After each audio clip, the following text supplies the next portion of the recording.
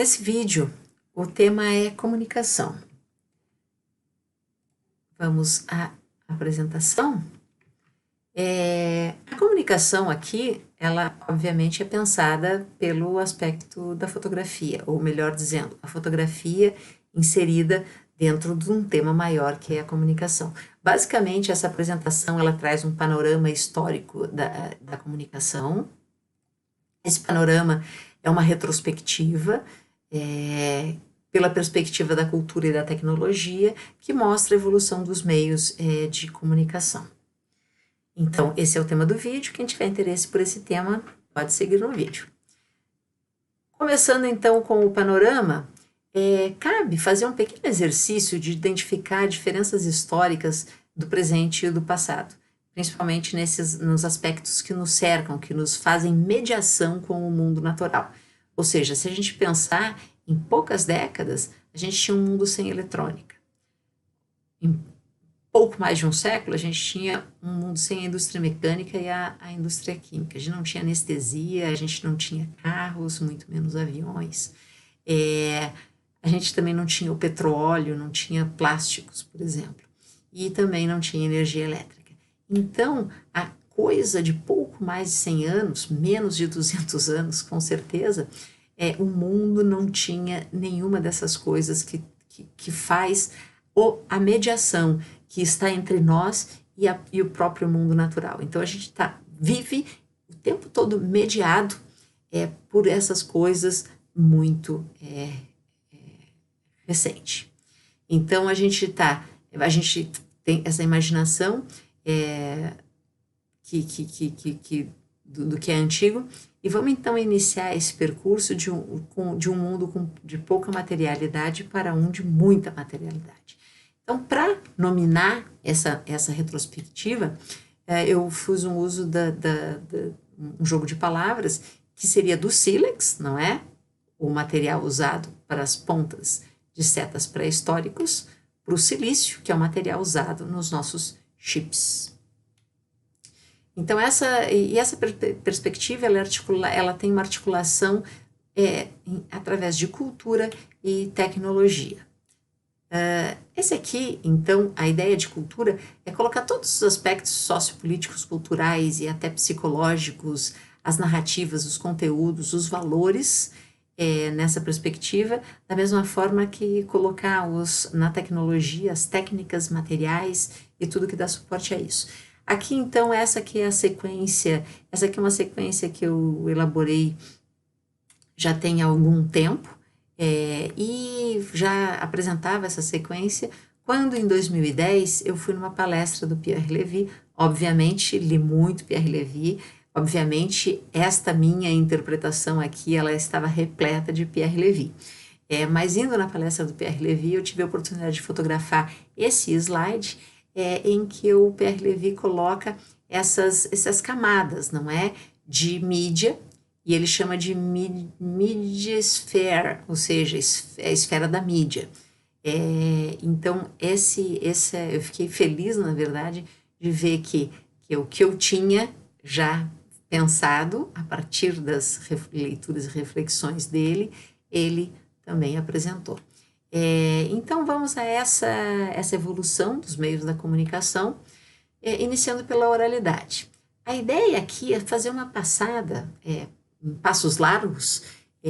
Aqui, então, existem aqui nessa parte de cima, tem os artefatos, digamos assim, da oralidade. A poesia, a canção, o teatro e o mito. E aqui tem técnicas a tecnologia que produz aqueles artefatos. Sendo aqui a palavra, o verso, a rima, a interpretação. Lembrando que, por exemplo, a rima, se a gente não tem o alfabeto para registrar e fazer perdurar um texto, a rima é uma técnica. Então, se eu falo de forma rimada, eu vou conseguir transmitir aquela informação oral com maior acuidade, com maior relação com o original. O mito também cria-se uma narrativa para se contar alguma coisa, e dentro dessa narrativa essa coisa passa a ficar mais facilmente guardada, gravada, registrada na memória, uma vez que a gente não está com nenhuma materialidade aqui nessa primeira camada midiática. Imagens primitivas. Aqui são imagens que estão presentes na pintura rupestre, nas esculturas, na cerâmica e na tecelagem, e que tiveram como tecnologias os pincel, pigmentos, mas quase todas feitas em materiais brutos. Então é a pintura na pedra. Aqui então tem uma pintura de Lascaux na França. Aqui é uma pintura do Piauí. Tem pinturas na pedra. Aqui essa Vênus encontrada na Áustria, e aqui é uma cerâmica marajoara. E aqui também do Brasil cestaria e pintura indígena. Essa pintura ela também está presente hoje no nosso momento de desenvolvimento. Então aqui são desenhos de uma criança de 5 anos, na verdade meu filho quando tinha 5 anos, ele já tinha um gosto bastante grande pelo desenho, e a percepção do que importa naquele momento. Apesar dele já ter um cuidado de tentar fazer o traço, hoje ele desenha muitíssimo bem, mas aqui ele já mostrava esse cuidado. Só que o que importa aqui, se tiver alguém assistindo que seja fã do Ben 10, deve conseguir identificar esse personagem que era o besta, em que o meu filho teve o cuidado de desenhar, de colocar as guelras nele, porque as guelras era uma coisa que esse monstrinho aqui tinha, e não colocar olho, porque afinal de contas ele não tinha olho. Aqui esse besourinho foi feito numa viagem que fizemos a Vila Velha, no Paraná, e aí ele foi com o seu caderninho e foi registrando tudo, e aí ele fez os besourinhos certinho com as patinhas, errou aqui um pouquinho a posição, mas o importante nesse momento, nessa fase primária, esse entendimento do que deve constar, e não exatamente do como isso é feito. A escrita é determinante, tanto é que nós temos a nossa divisão de história e pré-história a partir da escrita, quando foram desenvolvidos os alfabetos e os códigos gráficos para esse registro. A gente tinha como materiais técnicas nessa tecnologia toda a argila, o papiro, pergaminhos, papéis, pincéis e pigmentos. É interessante uma característica da escrita, que a escrita nasceu como uma necessidade contábil, um registro de patrimônio. Então, existe uma história que seria lá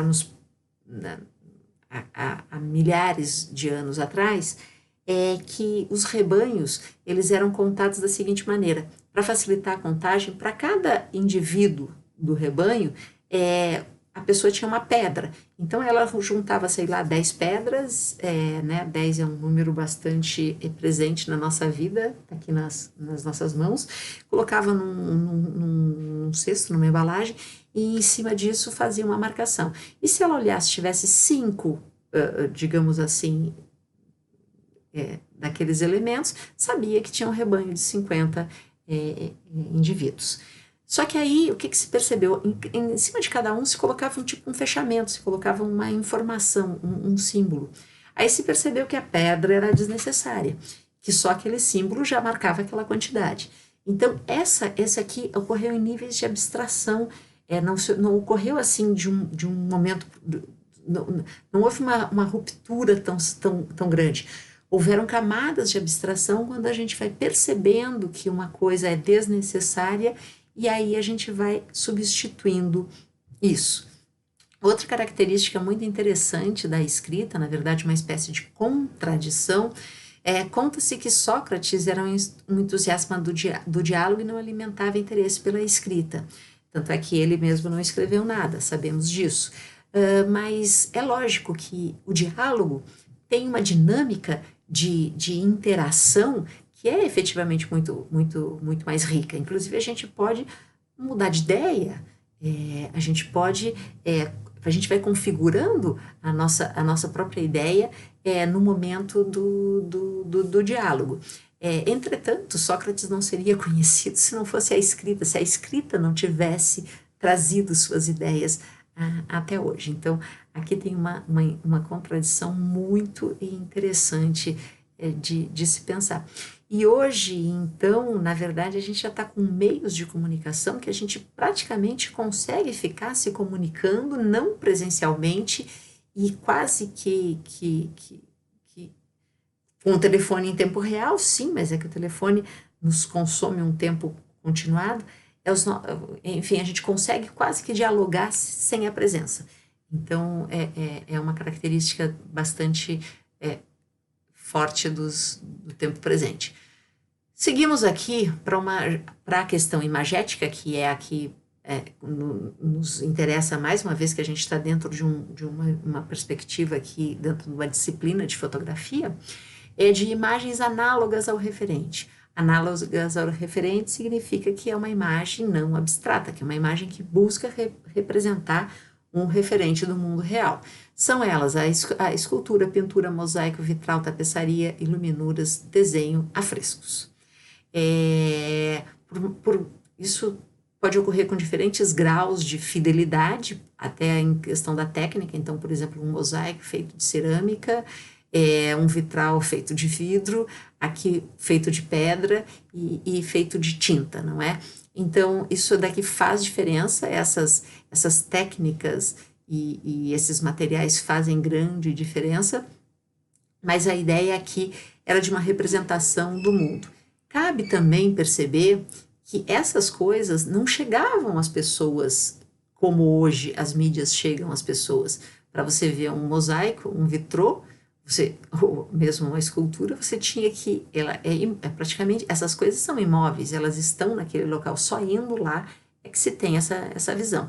A escultura, sim, ela tem já uma mobilidade, mas convenhamos bem limitada, e as pinturas também, em tempos mais antigos, também não tinham acesso. Imagina, para você ver a Mona Lisa, só, primeiramente, antes dela estar no museu, que já é um espaço de acesso, ela era fechada em palácios, então o acesso absolutamente restrito à contemplação desse tipo de arte. Aí a gente dá um outro pulo, que é do tempo humano para o tempo da máquina. Isso se dá com a reprodutibilidade dos meios de comunicação. O primeiro grande meio de reproduzido em escala foram os tipos móveis do Gutenberg. Então, aqui a gente tem já os alfabetos, tem textos, tem literatura e tem notícias. Já reproduzir imagens num primeiro momento da imprensa não foi assim tão fácil, mas, enfim, a gente tem a xilogravura, até uma coisa bastante antiga, os tipos móveis que efetivamente fizeram a revolução, que a gente chama de era de Gutenberg, não é? Que confeccionava-se, então, esses tipos individualmente, e aí eles eram colocados em uma linha, formavam uma frase, e aí depois dessa elaborada confecção, digamos assim, de um texto, a gente conseguia reproduzir ele com certa velocidade, colocando eles numa prensa, não é?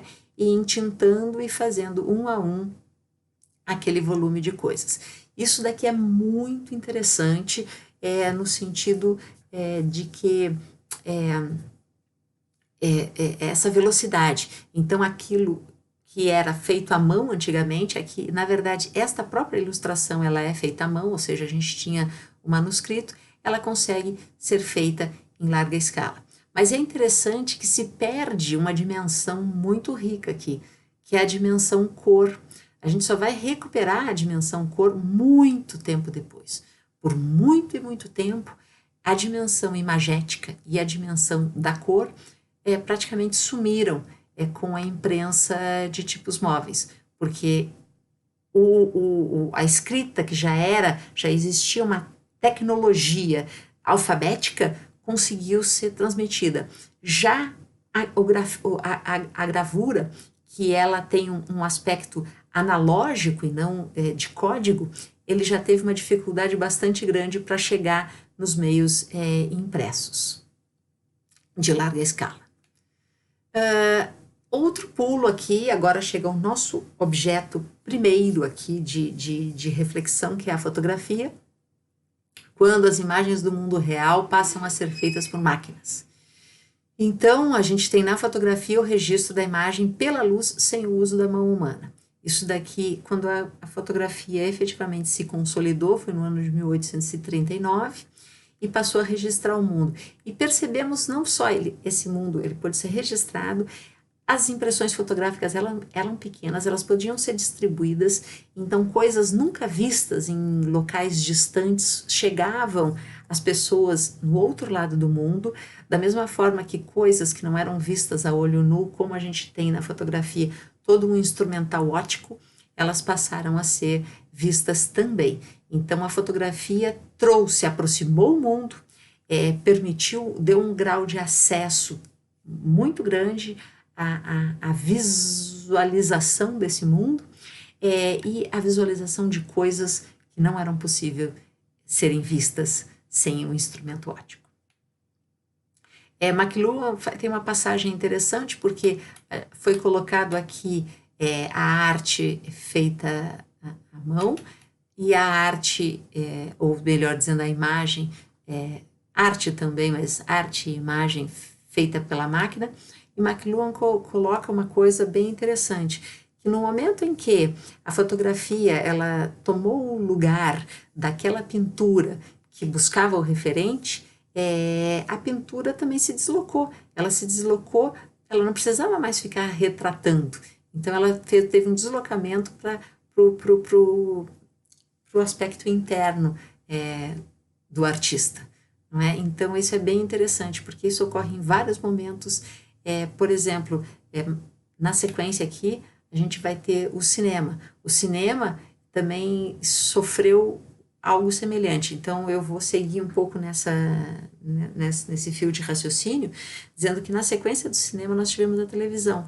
Pensou-se que a televisão ia acabar com o cinema. Entretanto, a televisão ficou com o corriqueiro, com o cotidiano, e o cinema passou a fazer obras mais características daquele momento em que a gente entra numa sala, que a gente emerge naquele ambiente e a gente se dedica aquele tempo para absorção daquela narrativa. Enquanto a televisão compartilha as informações com os momentos, com outras atividades que a gente está fazendo e tudo mais. Tá? É uma reflexão interessante.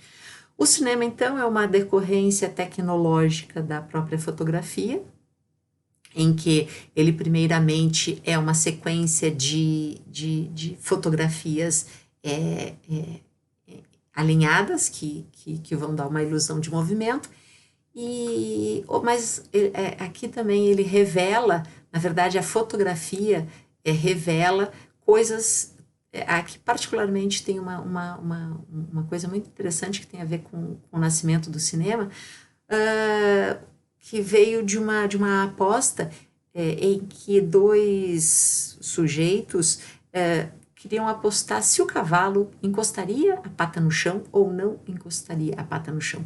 Todas as representações pictóricas até aquele momento, os cavalos sempre tinham uma pata encostada no chão. E aí, para resolver isso, Muybridge, ele fez ele colocou 24 câmeras alinhadas, colocou fios numa pista e fez os cavalos correrem, e aí conforme os cavalos correram, eles foram fazendo uma sequência de fotografias em que foi possível perceber que o cavalo não toca no chão e que todas as pinturas que antecediam não tinham a capacidade de mostrar isso. Certo? Essa foi a aposta, e como resultado dessa aposta, nós tivemos 24 imagens de cavalos em linha, o que acaba mais tarde, né, nesse refinamento, se tornando o cinema.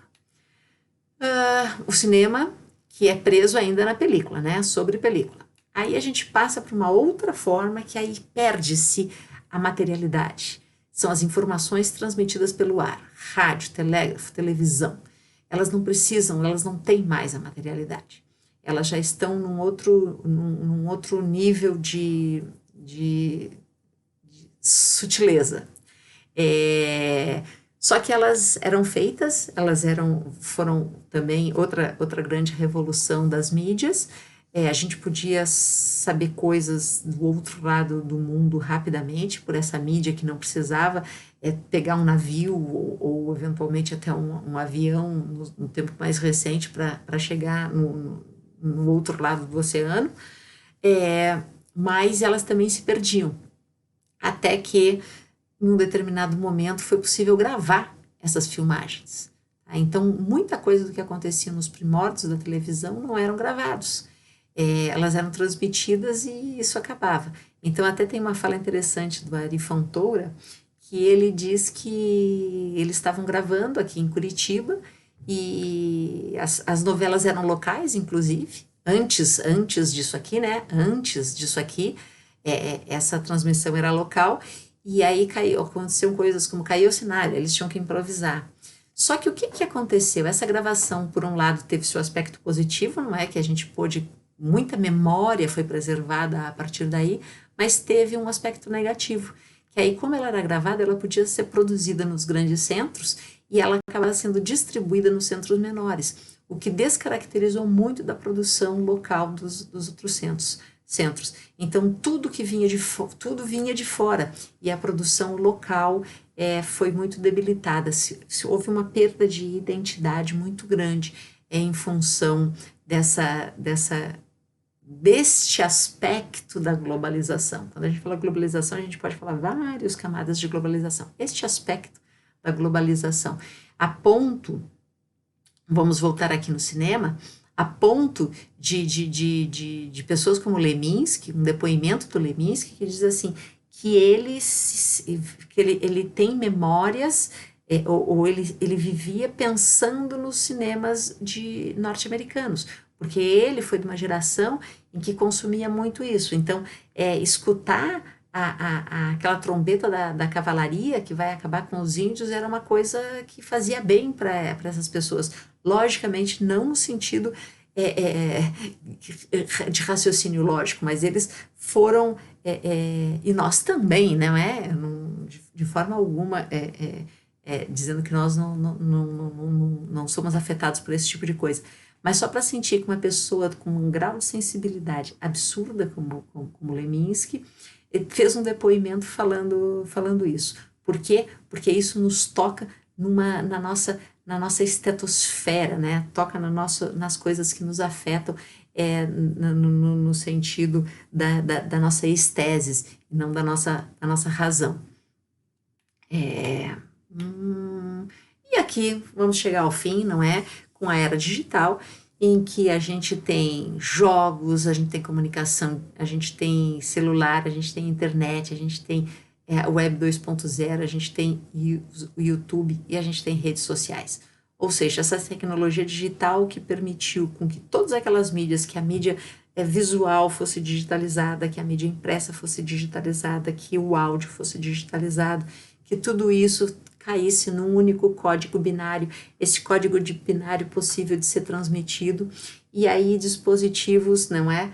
Até a gente ter aqui o nosso computador de mão, que a gente leva para cima e para baixo, e que a gente se comunica, e que a gente registra, e que a gente grava, e que a gente faz, e que a gente acontece, e que nos influencia. Não, obviamente, o equipamento, mas aquelas mensagens nos influenciam. Então, Opa! Errei, voltando aqui. Para concluir, é interessante fazer também um jogo de palavras, que é do acesso ao excesso. O que esta apresentação mostrou? Que por muito tempo não se tinha acesso a esses meios de comunicação, mas existia uma relação direta das pessoas com o mundo natural. Agora a gente foi recebendo intermediários, e esses intermediários que eu digo são os meios, e eles não veem só um pedaço de papel com letras, tem ideias naquelas letras. Hoje, então, as nossas mídias sociais têm ideias ali, elas nos afetam, elas fazem com que a gente de certa forma, vão configurando a nossa própria, a nossa própria ideia. É lógico que isso fomos influenciados pelo nosso contexto histórico-cultural. Isso é assim, e será assim. Só que hoje esses meios estão cada vez mais fortes e eles são muito diversificados, existe um excesso. Então, hoje a gente lida com esse excesso.